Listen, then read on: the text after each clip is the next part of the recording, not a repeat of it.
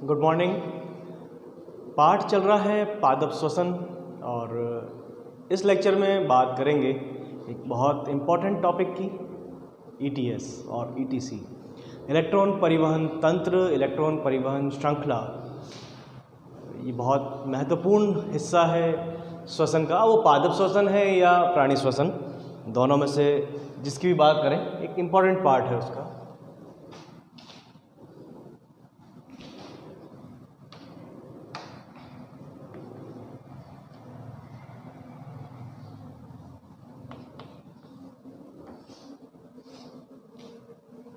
इस लेक्चर में बात करेंगे इलेक्ट्रॉन परिवहन श्रृंखला की, ETC, इलेक्ट्रॉन ट्रांसपोर्ट चेन। सबसे पहले इसके बारे में कुछ जनरल इन्फॉर्मेशन है, एक सामान्य परिचय इसका आपको ये पता होना अति आवश्यक है। अगर आपको ये पता होगा तभी आप इसको समझ पाएंगे। अगर आपको इसके बारे में एक जनरल इन्फॉर्मेशन का आइडिया नहीं है तो बहुत मुश्किल है आप इसको समझ पाएँ। तो जनरल इन्फॉर्मेशन में सिंपल सा इतना आएगा कि ETS चल कहाँ पर रहा है, ये चल क्यों रहा है और इससे आपको फ़ायदा क्या हो रहा है। ये दो तीन चीज़ें हैं जो आपको पता होनी चाहिए। अगर ये पता नहीं है और पूरा समझ लिया तो काम नहीं आना है, उसके क्वेश्चंस आप नहीं कर पाएंगे और फिर एक टाइम बाद भूल भी जाएंगे ये हो क्या रहा था। तो सिंपल सी इन्फॉर्मेशन, सबसे पहले ये हो कहाँ पर रहा है, दूसरा ये क्यों हो रहा है और इससे आपको बेनिफिट क्या होगा, इसके एंड में आपको कोई बेनिफिट हुआ भी है या नहीं हुआ है और आप क्यों चला रहे थे इसको। तो सबसे पहले बात आती है, ये चलता है इलेक्ट्रॉन ट्रांसपोर्ट चेन आपके माइटोकॉन्ड्रिया के आंतरिक झिल्ली पर। माइटोकॉन्ड्रिया की आंतरिक झिल्ली पर चलने वाला एक तंत्र है, एक श्रृंखला है। आपके माइटोकॉन्ड्रिया की दो झिल्लियाँ होती है, बाहरी झिल्ली और आंतरिक झिल्ली। तो आंतरिक झिल्ली पर ETS चलता है। आंतरिक झिल्ली पर चलेगा और क्यों चल रहा है उसका कारण याद करें। जब आपने ग्लाइकोलाइसिस और क्रेब्स साइकिल पढ़ा था तो ग्लाइकोलाइसिस और क्रेब्स चक्र के अंदर आपने जो NADH2 FADH2 बनाए थे, उन NADH2 FADH2 जो कोएंजाइम्स बने थे उनको आपको चेंज करना है, उनसे आपको ऊर्जा प्राप्त करनी है, ATP प्राप्त करनी है। तो उनसे ऊर्जा प्राप्त करने के लिए आपको ETC चलाना पड़ेगा, इलेक्ट्रॉन ट्रांसपोर्ट चेन चलानी पड़ेगी, जिससे आपको ऊर्जा प्राप्त होगी। वो बदलेंगे और आपको ऊर्जा देंगे, NADH2 NAD में, FADH2 FAD के अंदर, और आपको ऊर्जा प्राप्त हो जाएगी। बस ये इतना सा आपको यहाँ पर याद रखना है। नेक्स्ट इसके अंदर जब हम बात करेंगे कि यहाँ पर ये आपको ऊर्जा दे रहा है और इसमें लास्ट में आपको ऊर्जा किस रूप में मिल रही है, ऊर्जा आपको मिलेगी ATP के रूप में। किसी प्रकार का कोई लॉस नहीं है। यहाँ पर आपको बहुत ज़्यादा सिंपल सा एक प्रोसेस है जिसमें आपको ऑक्सीडेटिव फॉस्फोराइलेशन करना है। ऑक्सीडेटिव फॉस्फोरिलीकरण आपको यहाँ पर करना होगा, यानी फॉस्फेट की एडिंग। फॉस्फोरिलीकरण का मतलब क्या होता है, फॉस्फेट की एडिंग। आपको यहाँ पर फॉस्फेट को ऐड करना है, फॉस्फेट को जोड़ना है। बस इतना सा काम यहाँ पर आप करेंगे। तो सिंपल सा यहाँ करना क्या है आपको, हम यहाँ बात कर रहे हैं इलेक्ट्रॉन ट्रांसपोर्ट चेन की। तो मैं पहले बना देता हूँ। सिंपल सा एक प्रोसेस है, सिंपल सा इसका डायग्राम होगा, बहुत ज़्यादा टफ नहीं है, इजी है, बस चीज़ें बहुत सारी है। ये कास्केट की तरह एक ऐसा प्रोसेस जिसमें एक के बाद एक बहुत सारे प्रक्रम हो रहे हैं, एक के बाद एक बहुत सारे प्रक्रम हैं, इसलिए थोड़ा सा टिपिकल लगता है। और चीज़ें ऐसी हैं जो आपने पहले कभी नहीं पढ़ी है, ये 9th क्लास में 10th क्लास में नहीं पढ़ा है आपने, ये आपके 11th में और 12th की बायोलॉजी में आती है। तो जब आप 11th या 12th में इसको पढ़ रहे हैं तो थोड़ा सा मुश्किल लगता है कि पहली बार, जैसे पाचन वगैरह तो आपने सब छोटी क्लास से पढ़ता है तो वो थोड़ा इजी लगता है, लेकिन यहाँ पर ये थोड़ा सा मुश्किल इसलिए लगता है क्योंकि इसको आपने अभी तक पहले कभी नहीं पढ़ा है।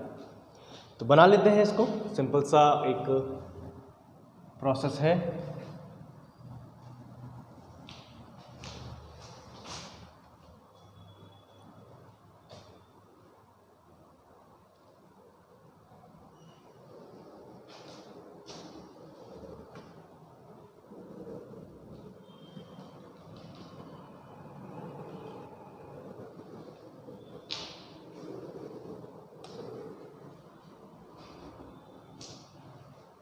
अभी मैंने क्या बनाया है, सिर्फ लाइनें खींची है। मैं बताता हूँ ये है क्या एक्चुअल में। ये है माइटोकॉन्ड्रिया की बाहरी झिल्ली, ये आपके माइटोकॉन्ड्रिया की बाहरी झिल्ली है, ये आपके माइटोकॉन्ड्रिया की आंतरिक झिल्ली है।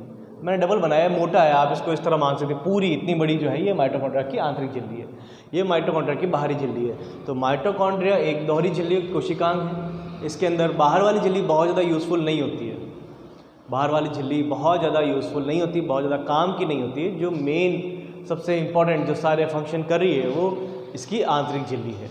इसकी आंतरिक झिल्ली के ऊपर 5 कॉम्प्लेक्स होते हैं, complex first, second, third, fourth and fifth. तो 1 2 3 4 5 कॉम्प्लेक्स इसके पास में उपस्थित होते हैं। तो यहाँ पर अगर मैं बात करूँ कॉम्प्लेक्सेस की, तो सबसे पहले आपके पास होगा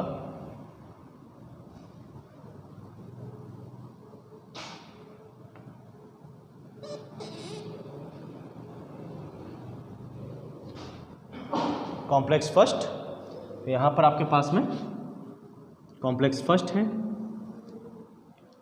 आपके पास में कॉम्प्लेक्स सेकंड होगा, कॉम्प्लेक्स थर्ड होगा। कुछ बुक्स में कॉम्प्लेक्स थर्ड को कॉम्प्लेक्स फर्स्ट के बाद बनाते हैं, जैसे मैं अभी बता देता हूँ आपको। यहाँ पर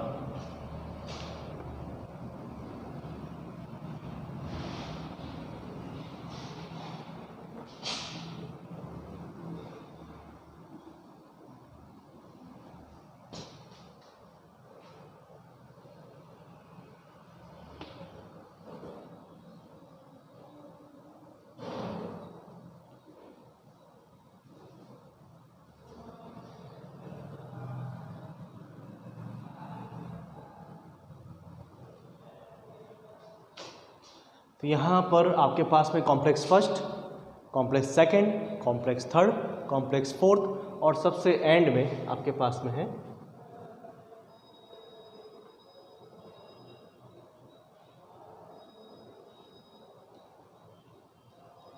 कॉम्प्लेक्स फिफ्थ। तो यहाँ पर 5 अलग अलग कॉम्प्लेक्स संकुल, इनको हिंदी में कह सकते हैं। तो 5 अलग अलग संकुल आपके पास में यहाँ पर उपस्थित हैं। इनके नाम की अगर मैं बात करूं किस तरह से दे रखे होते हैं, यहाँ पर ये कॉम्प्लेक्स फर्स्ट है, ये कॉम्प्लेक्स सेकंड, यहाँ पर ये कॉम्प्लेक्स सेकंड है। तो कॉम्प्लेक्स सेकंड मैंने यहाँ लिखा है। एक्चुअल में क्या होता है, कई बुक्स में कई जगह पर यही दिया होता है कि कॉम्प्लेक्स फर्स्ट के बाद में थर्ड है, फिर सेकंड है।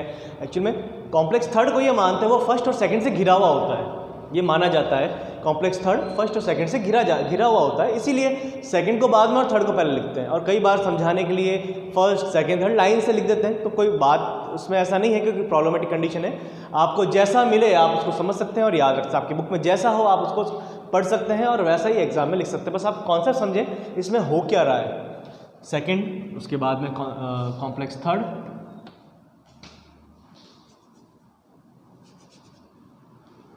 कॉम्प्लेक्स थर्ड के बाद कॉम्प्लेक्स फोर्थ, ये तो सेकंड है, यहाँ कॉम्प्लेक्स फोर्थ आ जाएगा और लास्ट में ये आपका कॉम्प्लेक्स 5, कॉम्प्लेक्स फिफ्थ। तो ये 5 कॉम्प्लेक्सेस हैं। इसको आप पहचानते होंगे, शायद आपने पढ़ा होगा छोटी क्लास में जब माइटोकॉन्ड्रिया की स्ट्रक्चर पढ़ते हैं। इसका नाम है F0 या F0, इसका नाम है F1 पार्टिकल।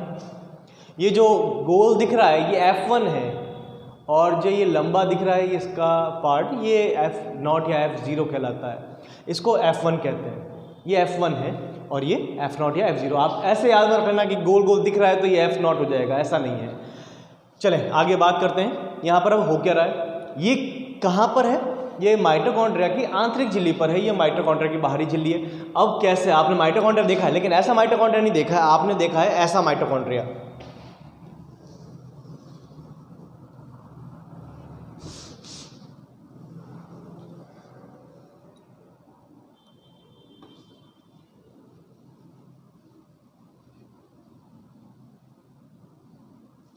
आपने कुछ ऐसा माइटोकॉन्ड्रिया देखा है। इस माइटोकॉन्ड्रिया में कहाँ पर, यहाँ ये 1 2 3 4 5 इस तरह से ये कॉम्प्लेक्सेस यहाँ पर उपस्थित होंगे। तो ये जो संकुल मैंने बनाया कुछ इस तरह से आप समझे, ये माइटोकॉन्ड्रिया की बाहरी झिल्ली घूम रही है पूरी, माइटोकॉन्ड्रिया की बाहरी झिल्ली पूरी घूम के गोल बन रही है। ये आंतरिक झिल्ली जो पूरी इस तरह से अंदर चल रही है और उसके ऊपर ये 5 कॉम्प्लेक्स उपस्थित है। इसीलिए तो आपकी माइटोकॉन्ड्रिया की झिल्ली अंदर हाईली फोल्डेड होती है। बहुत ज़्यादा अत्यधिक वलित होती है। तो वलित होने से क्या होगा, जितनी ज़्यादा वलित होगी उतने ज़्यादा ETS होंगे, उतने ज़्यादा ETC होंगे, जितने ज़्यादा ETC होंगे उतनी ज़्यादा ऊर्जा का निर्माण होगा, उतने ज़्यादा ATP आपको मिलेंगे। बस ये सिंपल सा इतना सा कॉन्सेप्ट था इसका। तो आपको इतना तो समझ में आया कि चल कहाँ पर रहा है। ये इलेक्ट्रॉन ट्रांसपोर्ट चेन है, इलेक्ट्रॉन ट्रांसपोर्ट चेन, इलेक्ट्रॉन परिवहन श्रृंखला कहाँ चल रही है, माइटोकॉन्ड्रिया की आंतरिक झिल्ली पर। क्यों चल रही है, क्योंकि आपने ग्लाइकोलाइसिस में और क्रेब्स चक्र में जो NADH2 और FADH2 बनाए थे, आपको उनको चेंज करना है, आपको उनको बदलना है और बदल कर आप प्राप्त करेंगे ATP। ठीक है, इतना सा। ATP कब मिलेंगे मैं बताता हूँ आपको। एक चीज़ ध्यान रखें, ATP तब मिलेंगे जब यहाँ से हाइड्रोजन अंदर आएंगे, बस इतना सा ध्यान रखें आप।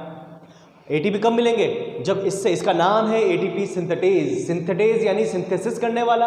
तो ATP सिंथेटेज किसका सिंथेसिस करने वाला, ATP का। तो ये ATP सिंथेटेज ATP बनाएगा, कब बनाएगा, जब यहाँ से ATP अंदर, ATP तब बनेंगे जब यहाँ से हाइड्रोजन अंदर आएंगे, यहाँ से हाइड्रोजन अंदर आएंगे तब ATP का निर्माण होगा।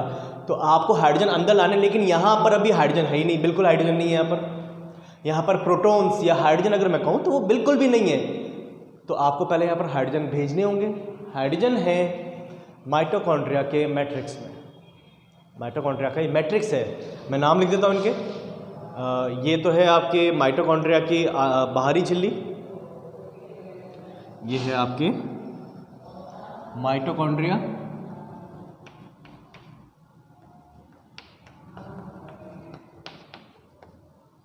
बाहरी झिल्ली, ये माइटोकॉन्ड्रिया की बाहरी झिल्ली है। ये आपके माइटोकॉन्ड्रिया की आंतरिक झिल्ली है। ये दोनों झिल्लियों के मध्य का अवकाश है। ये स्थान जो है ये दोनों झिल्लियों के मध्य का अवकाश है, परिझिल्ली अवकाश या अंतरझिल्ली अवकाश इसको कह सकते हैं, अंतरझिल्ली अवकाश। तो ये दोनों झिल्लियों के बीच का रिक्त स्थान है और ये है आपके माइटोकॉन्ड्रिया का मैट्रिक्स। थोड़ा सा इसको नीचे ले लेते हैं। माइटोकॉन्ड्रिया का मैट्रिक्स, जिसको अधात्री भी कह सकते हैं। तो माइटोकॉन्ड्रिया का मैट्रिक्स, अब यहाँ पर देखें तो ये वाइट वाली जो दिख रही है ये है माइटोकॉन्ड्रिया की बाहरी झिल्ली। ये येलो वाली जो फोल्डेड दिख रही है, जो वलित है, वो है माइटोकॉन्ड्रिया की आंतरिक झिल्ली। उसके ऊपर पिंक कलर के ये कॉम्प्लेक्स संकुल दिख रहे हैं। ये येलो और वाइट कलर की जो लाइनिंग्स हैं, जो आंतरिक और बाहरी झिल्ली, इन दोनों के बीच का जो अवकाश है वो अंतरझिल्ली अवकाश है। और इस येलो वाले के अंदर का जो पूरा एरिया है, ये वाला एरिया, ये है माइटोकॉन्ड्रिया का मैट्रिक्स या इसकी अधात्री। तो यहाँ पर यही मैंने नाम लिखे, माइटोकॉन्ड्रिया की बाहरी झिल्ली है, माइटोकॉन्ड्रिया के आंतरिक झिल्ली है, ये अंतरझिल्ली अवकाश है और ये माइटोकॉन्ड्रिया का मैट्रिक्स है। बस इतना सा। अब इसको मैं थोड़ा सा हटाता हूँ यहाँ से, इसको साइड में ले जाते हैं। इसकी अभी यहाँ आवश्यकता बिल्कुल भी नहीं है, ये बस समझाने के लिए था। मैं यहाँ पर रफ कुछ भी नहीं करूँगा, आपको लास्ट में सारा कुछ स्क्रीनशॉट ले सकते हो आप इसका और नोट्स अपने प्रॉपर बना सकते हो। तो वीडियो में सारी इन्फॉर्मेशन मैं बोल भी रहा हूँ, दिख भी रही है। स्क्रीनशॉट भेज भी दूंगा मैं आपको, सेंड कर सकता हूँ मैं आपको, लेकिन यहाँ ज़्यादा ठीक रहेगा आप इसको देख, क्योंकि मैं बोल भी रहा हूँ ना साथ साथ, तो साथ साथ बोल भी रहा हूँ। आप वीडियो को फास्ट फॉरवर्ड भी चला कर देख सकते हैं अगर आपने एक बार इसको देख लिया है तो। चलो बात करते हैं इनकी कॉम्प्लेक्सेस की, क्या होता है इनके अंदर। इनके अंदर कुछ प्रोटीन्स उपस्थित होते हैं, कुछ प्रोटीन्स यहाँ पर उपस्थित होंगे। कौन कौन सा होगा, क्या होगा यहाँ पर, उनकी बात करते हैं। तो यहाँ पर सबसे पहले उपस्थित होगा FMN, यहाँ होगा FES, यहाँ होगा UQ। यहाँ पर इसकी बात अगर करें तो यहाँ पर होगा FAD। FAD के बाद यहाँ पर भी UQ। यहाँ पर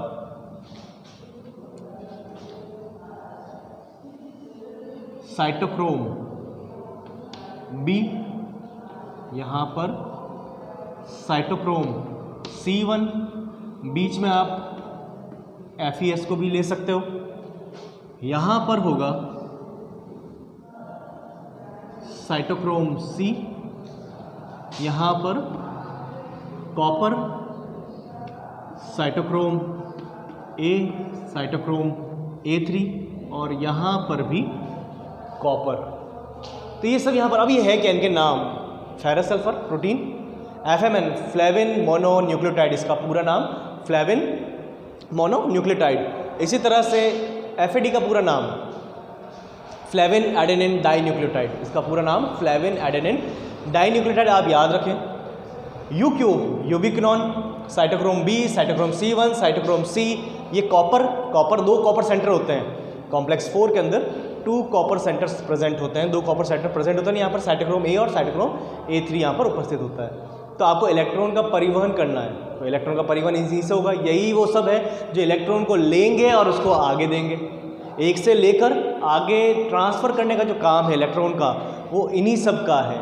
एक चीज़ आपने केमिस्ट्री में कभी पढ़ी होगी, gain of electron, loss of electron. Electron लेना या देना, जो इलेक्ट्रॉन लेता है उसका क्या होता है, जो इलेक्ट्रॉन देता है उसका क्या होता है। तो गेन ऑफ इलेक्ट्रॉन, जो इलेक्ट्रॉन ले रहा है उसका अपचयन हो रहा है, रिडक्शन हो रहा है।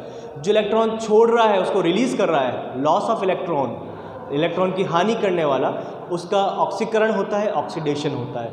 यहाँ पूरे में यही चलेगा, सिंपल सा। आप सोचिए, जब इसने इलेक्ट्रॉन लिया है तो इसका क्या हुआ, अपचयन। जब इलेक्ट्रॉन छोड़ दिए इसने, इसका ऑक्सीकरण हो गया, इसका अपचयन हो गया। जिसको इसने दिया उसका अपचयन होगा और जिसने छोड़े हैं उसका ऑक्सीकरण होगा। तो इस पूरे प्रोसेस में ऑक्सीकरण अपचयन चलता रहेगा। तो अब यहाँ पर थोड़ा सा मैं इसको ठीक करता हूँ, इसको हटाते हैं यहाँ से। तो एक सिंपल सा प्रोसेस है जिसमें आपको इलेक्ट्रॉन का ट्रांसफ़र करना है और इलेक्ट्रॉन के ट्रांसफ़र से ही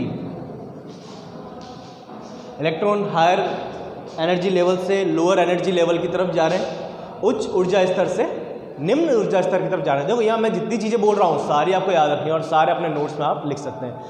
तो इलेक्ट्रॉन का परिवहन हो रहा है उच्च ऊर्जा स्तर से निम्न ऊर्जा स्तर की तरफ, और जब भी इलेक्ट्रॉन का ट्रांसफ़र होता है, इलेक्ट्रॉन एक से दूसरे पास जाते हैं, वो एनर्जी रिलीज़ करते हैं, वो ऊर्जा को मुक्त करेंगे। और जैसे ही इलेक्ट्रॉन ने ऊर्जा मुक्त की, उस ऊर्जा को उपयोग करके हाइड्रोजन अंदर से चले जाएंगे बाहर, हाइड्रोजन अंदर से जाएंगे बाहर। तो आपको अंदर से हाइड्रोजन को भेजना है बाहर, बस इतना सा काम आपको करना है और कुछ भी नहीं है। तो यहाँ पर अब आपके पास हाइड्रोजन है, टोटल हाइड्रोजन है 16, टोटल आपके पास में 16 हाइड्रोजन है। तो मैं यहाँ बना देता हूँ, प्रोटॉन्स हैं, आप काउंट करें इन्हें, उम्मीद है ये आपको 16 ही मिलेंगे। तो यहाँ पर कुछ 16 हाइड्रोजन आपके पास में उपस्थित होंगे। 1 2 3 4 5 6 7 8 9 10 11 12 13 14 15 और ये 16, कुछ 16 हाइड्रोजन यहाँ पर उपस्थित होंगे। ये हाइड्रोजन जाएंगे बाहर और वहाँ से आएंगे अंदर। तो समझ में आया मैंने शुरू में क्या कहा था आपको अगर ATP बनानी है तो ATP बनाने के लिए आपको क्या करना होगा, इस वाले कॉम्प्लेक्स से, 5वें कॉम्प्लेक्स से ATP सिंथेसिस से हाइड्रोजन को अंदर लाना होगा।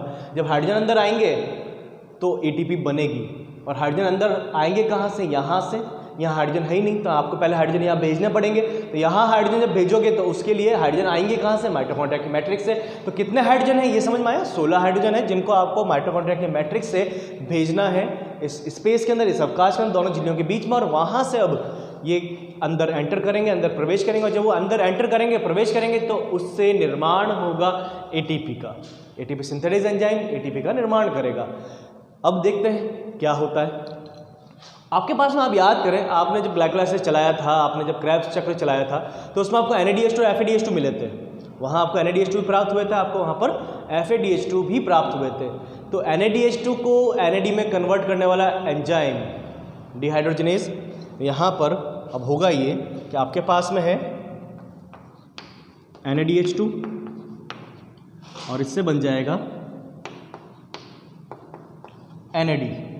तो NADH2 से NAD बना, हाइड्रोजन रिलीज हुए और इलेक्ट्रॉन भी रिलीज हुए। तो ये जो इलेक्ट्रॉन मुक्त हुए हैं यहाँ से, दो हाइड्रोजन मुक्त होंगे। तो 2 हाइड्रोजन, मैं इसको ऐसे लिख सकता हूँ, +2H plus 2 electron.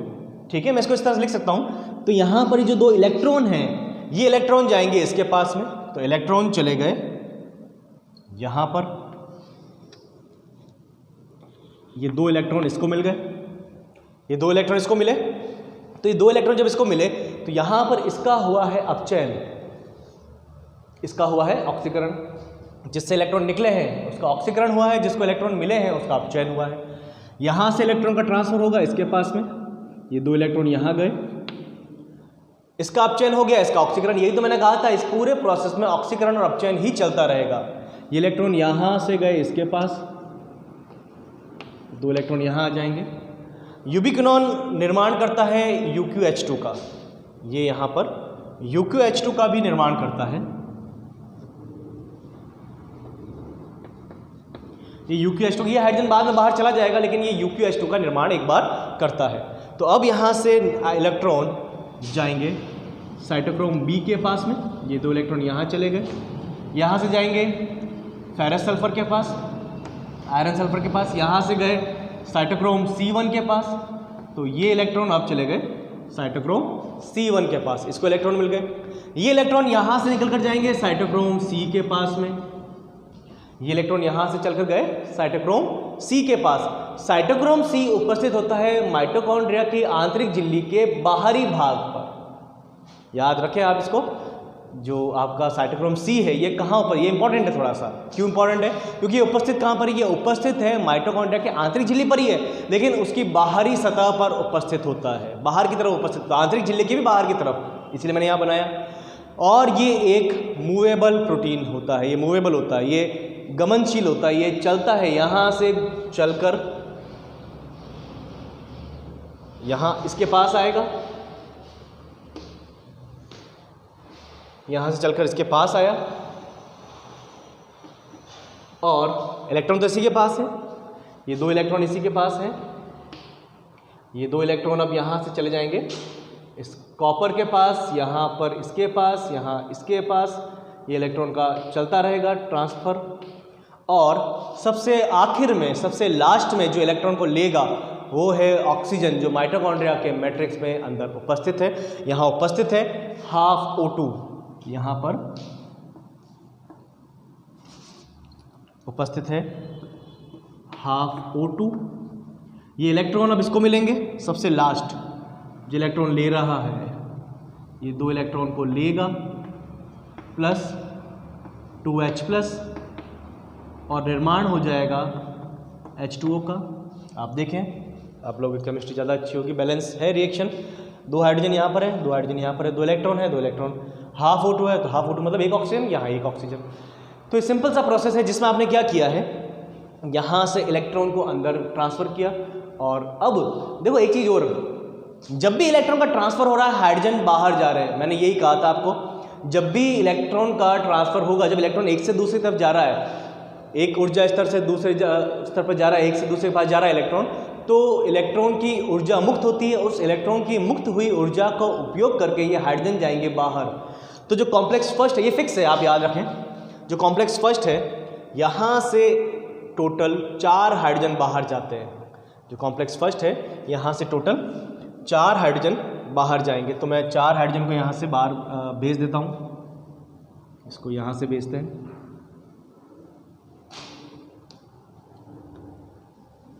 Total 4 hydrogen यहाँ से बाहर जाएंगे।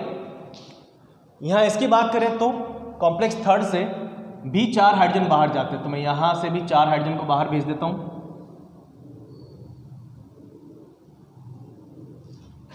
यहाँ से भी 4 हाइड्रोजन बाहर गए, ठीक है।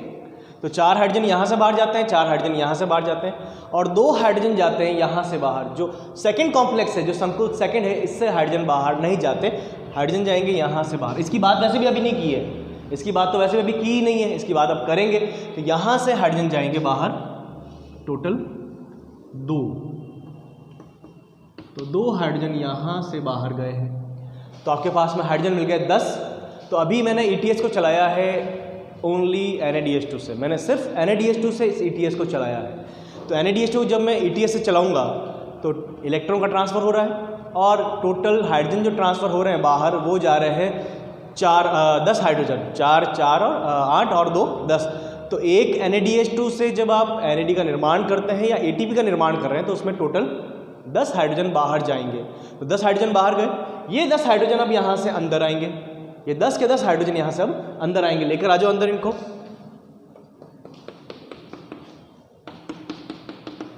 ये सारे यहाँ से अब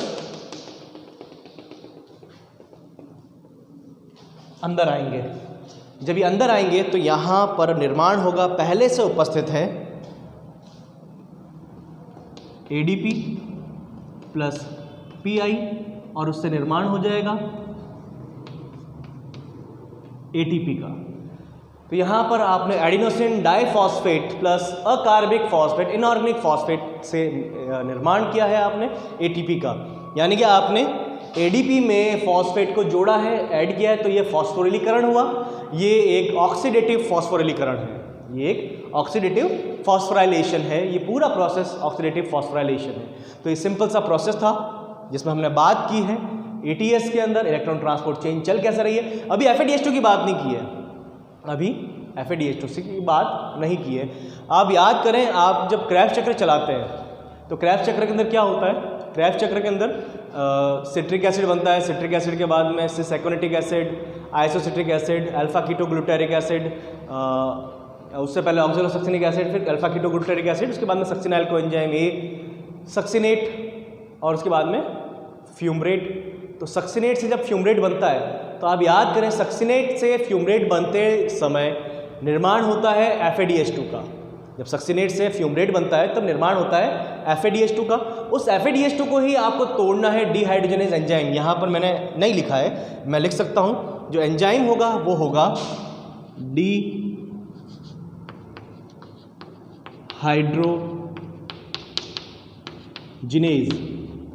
तो यहाँ इसके लिए उत्तरदायी है डिहाइड्रोजिनेज एंजाइम। अब मैं यहाँ जब बात करूँगा तो यहाँ पर निर्माण हुआ है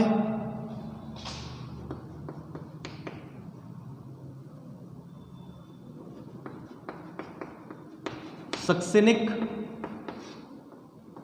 अम्ल से फ्यूमेरिक अम्ल का, ठीक है। क्रेब्स चक्र के अंदर, क्रेब्स चक्र माइटोकॉन्ड्रिया मैट्रिक्स में चलता है, क्रेब्स चक्र माइटोकॉन्ड्रिया मैट्रिक्स में चलता है। तो सक्सिनिक अम्ल से निर्माण हुआ है फ्यूमेरिक अम्ल का, और जब सक्सिनिक अम्ल से निर्माण होगा फ्यूमेरिक अम्ल का तो इस समय यहाँ पर एंजाइम जो उत्तरदायी होगा वो होगा वही जो यहाँ पर है, डिहाइड्रोजिनेज।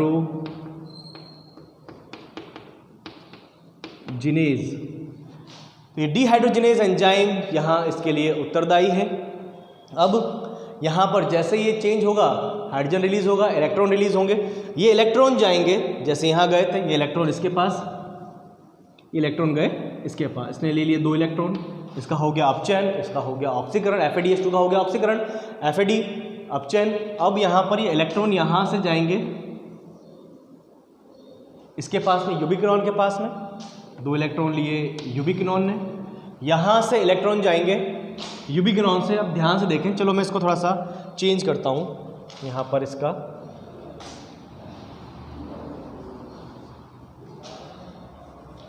ये जो 2 इलेक्ट्रॉन हैं इसके लिए मैं इसको यूज़ करता हूँ। यहाँ मिले इसको, इससे इसके पास, यहाँ से अब वही जैसा यहाँ चल रहा है, ये अब जाएंगे इसके पास में, थर्ड के पास में, यूबिक्विनॉन से साइटोक्रोम B, साइटोक्रोम B से FES, FES से साइटोक्रोम C1, साइटोक्रोम C1 से साइटोक्रोम C, साइटोक्रोम C आगे जाएगा, यहाँ से कॉपर, कॉपर से साइटोक्रोम A3, वहाँ से कॉपर के पास, इस कॉपर को आप A या कॉपर B नाम दे सकते हो, और यहाँ से अब आएंगे अंदर, निर्माण करेंगे वाटर का। सिंपल सा प्रोसेस है। देखो बुक में ये पूरा प्रोसेस साथ दे रखा होता है, ये FADH2 से भी चल रहा है, NADH2 से भी चल रहा है। जब आप इस पूरे प्रोसेस को NADH2 से चला रहे हो, फिर से देखिए एक बार, जब आप इस पूरे प्रोसेस ETS को NADH2 से चला रहे हो तो क्या होगा, जब NADH2 से चल रहा है तो कॉम्प्लेक्स आपके काम आएंगे NADH2 के लिए। जब आप बात करेंगे NADH2 की तो यहाँ पर कॉम्प्लेक्स फर्स्ट, कॉम्प्लेक्स थर्ड तथा कॉम्प्लेक्स फोर्थ काम आएगा यहाँ पर। फिफ्थ तो वैसे भी काम आएगा, फिफ्थ तो कॉमन है, कॉम्प्लेक्स फिफ्थ। तो ये तो हो गया NADH2 के लिए। जब आप ETS को NADH2 से चला रहे हो तो फर्स्ट, थर्ड, फोर्थ, फिफ्थ। जब आप इसको चला रहे हो FADH2 से तो यहाँ पर काम आएंगे आपके, फर्स्ट काम नहीं आएगा यहाँ पर, second, third, fourth and fifth. तो ये सिंपल सा प्रोसेस है जिसमें आपने क्या किया है, NADH2 से जब इसको चलाया है तो फर्स्ट, थर्ड, फोर्थ, फिफ्थ। तो NADH2 से कैलकुलेशन करो आप लोग, NADH2 से फर्स्ट, थर्ड, फोर्थ, फिफ्थ। तो फर्स्ट से जा रहे हैं 4 हाइड्रोजन, थर्ड से जा रहे हैं 4 हाइड्रोजन और फोर्थ से जा रहे हैं 2 हाइड्रोजन, तो टोटल हो गए 10 हाइड्रोजन। जब ये FADH2 से चलेगा तो थर्ड नहीं आएगा, तो यहाँ पर जो हाइड्रोजन का ट्रांसफर होगा, इलेक्ट्रॉन का ट्रांसफर देख लिया आपने कैसे हो रहा है, हाइड्रोजन का जो ट्रांसफर होगा वो कैसे होगा, फर्स्ट से नहीं हो रहा है, थर्ड से हो रहा है और फोर्थ से हो रहा है। तो थर्ड से जाएंगे 4 हाइड्रोजन, फोर्थ से जाएंगे 2 हाइड्रोजन, 4 और 2 6। तो यहाँ पर टोटल NADH2 से ट्रांसफर होता है 10 हाइड्रोजन का और यहाँ से ट्रांसफर होता है 6 हाइड्रोजन का। तो सिंपल सी कंडीशन है, यहाँ मैंने इसीलिए आपको बताया था टोटल 16 हाइड्रोजन है। तो ये 16 हाइड्रोजन है, ये 16 हाइड्रोजन क्या कर रहे हैं, कैसे काम कर रहे हैं। तो ये 16 में से 10 हाइड्रोजन तो तब बाहर जाएंगे जब NADH2 से आप ETS को चला रहे हो, 6 हाइड्रोजन तब बाहर जाएंगे जब आप इसको FADH2 से चला रहे हो। उसका कारण समझ में आया आपको, क्योंकि ये फिक्स है कि जो फर्स्ट कॉम्प्लेक्स है इससे जाएंगे टोटल 4, इससे जाएंगे 3, इससे जाएंगे इससे 4 जाएंगे, उससे भी 4 जाएंगे और इससे जाएंगे 2। ये थर्ड है, कॉम्प्लेक्स का नाम 3 है, थर्ड कॉम्प्लेक्स है, इससे 4 जा रहे हैं, तो यहाँ पर इससे 2 जा रहे हैं। तो जो NADH2 है उससे चल रहा है 1, ये और ये, तो 4, 8, 10। FADH2 से चलेगा 1 ये और 1 ये, तो यहाँ पर 4 और 2 6, टोटल 6 हो गए। बस इतना सा है ये। तो ये था आपका ETS। अब इसमें कितने हाइड्रोजन ATP का निर्माण करेंगे, कितने हाइड्रोजन आएंगे जब ATP का निर्माण होगा। तो एक पुराना कॉन्सेप्ट है और एक नया कॉन्सेप्ट है। पुराना कॉन्सेप्ट ये है, अब जगह यहाँ बची है, मैं इसको यहाँ पर कोशिश करता हूँ लिखने की।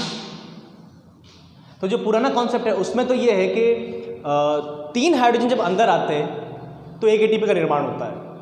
ठीक है, पुराना कॉन्सेप्ट तो क्या है, 3 हाइड्रोजन से एक ATP का निर्माण होता है। ठीक है, सिंपल सा कॉन्सेप्ट है कि जब आप 3 हाइड्रोजन को अंदर भेज रहे हो तो एक ATP का निर्माण होगा। ठीक है, तो 3 हाइड्रोजन से एक ATP का निर्माण हो रहा है, तो 3 हाइड्रोजन से एक ATP का मतलब क्या हुआ कि NADH2 से अगर मैं ATP बना रहा हूँ तो 10 हाइड्रोजन बाहर जा रहे हैं, तो मैं 10 को डिवाइड करूँगा 3 से, तो मैं डिवाइड करता हूँ,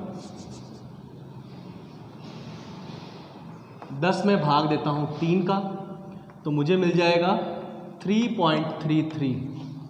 ठीक है, यानी कि मुझे NADH2 से एक NADH2 से 3.33 ATP प्राप्त होंगे। सिंपल सा। दूसरा, अगर मैं FADH2 की कैलकुलेशन करता हूँ, FADH2 में कितने हाइड्रोजन आ रहे हैं, 6, और एक ATP का निर्माण करता है 3 हाइड्रोजन, तो 6/3, तो ये हो गया आंसर 2। तो मुझे FADH2 से 2 ATP मिलेंगे और NADH2 से मुझे मिलेंगे 3.33 ATP। ये तो पुराना कॉन्सेप्ट है। ये किसके लिए था आप याद रखें, ये तो है NADH2 का और ये है FADH2 का, FADH2 का। ठीक है, चले आगे बात करते हैं नए कॉन्सेप्ट की। नए कॉन्सेप्ट के हिसाब से 4 होता है, नए कॉन्सेप्ट के हिसाब से 4 हाइड्रोजन। ये जब 4 हाइड्रोजन अंदर आएंगे तब एक ATP का निर्माण होगा। तो जो नया कॉन्सेप्ट है उसके अंदर, ये तो मैं लिख देता हूँ ओल्ड,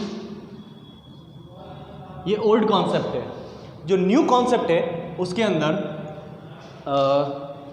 4 हाइड्रोजन आपको भेजने होंगे, 4 hydrogen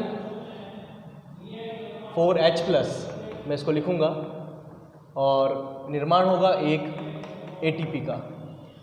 this is new concept, ये नया कॉन्सेप्ट है, ये नया कॉन्सेप्ट है। और इसके अंदर इसके हिसाब से अगर मैं कैलकुलेशन करता हूँ तो NADH2 की कैलकुलेशन में क्या होगा, 10 में भाग दूंगा मैं 4 का, क्योंकि 4 जब आएंगे तो एक एटीपी का निर्माण होगा। तो 10 से कितना का होगा, तो मैं लिख दूंगा इसको 10/4 बराबर 2.5। तो 2.5 एटीपी मिलेंगे मुझे NADH2 से। और अगर मैं बात करूंगा यहाँ पर FADH2 से, तो FADH2 में भी 6/4 बराबर 1.5, तो टोटल मुझे मिलेंगे 1.5 FADH2 से। तो ये सिंपल सी कैलकुलेशन थी, ये सिंपल सा आपका इलेक्ट्रॉन ट्रांसपोर्ट चेन था, इलेक्ट्रॉन परिवहन तंत्र था, जिसमें हमने माइटोकॉन्ड्रिया की आंतरिक झिल्ली को यूज़ किया। इसमें हमने माइटोकॉन्ड्रिया के बाहरी झिल्ली, आंतरिक झिल्ली, दोनों झिल्लियों के मध्य का अवकाश, माइटोकॉन्ड्रिया के मैट्रिक्स को यूज़ किया। 5 कॉम्प्लेक्स थे, इनको यूज़ किया। इनके अलग अलग नाम हैं। ये NADH2 डिहाइड्रोजनेज, ये साइटोक्रोम B, साइटोक्रोम C1, ये साइटोक्रोम C ऑक्सीडेज, ये है आपका FAD डिहाइड्रोजनेज, और ये ATP सिंथेटेज। तो इन सब के अपने अपने नाम हैं, इन सब के अपने अपने कंपोनेंट्स हैं। इसके कंपोनेंट कौन है, FMN FES, इसके साइटोक्रोम B C1 FES भी है, इसके FAD, इसका कॉपर के 2 सेंटर और A और A3, और यहाँ पर इसमें तो इसके F0 और F1 पार्टिकल। तो यहाँ पर ये था आपका पूरा इलेक्ट्रॉन परिवहन तंत्र, जिससे हमें ऊर्जा प्राप्त हो रही। तो मैंने पूरा बताया आपको किस तरह से आपको ऊर्जा यहाँ पर प्राप्त होगी, कितने हाइड्रोजन से मिलेगी, ये हाइड्रोजन कैसे बाहर जाएंगे, कैसे अंदर जाएंगे, कौन कितने भेज रहा है, NADH2 कितने भेज रहा है, FADH2 कितने भेज रहा है। अब आप इसका एक स्क्रीनशॉट लेकर अपने नोट्स इससे प्रिपेयर कर सकते हैं।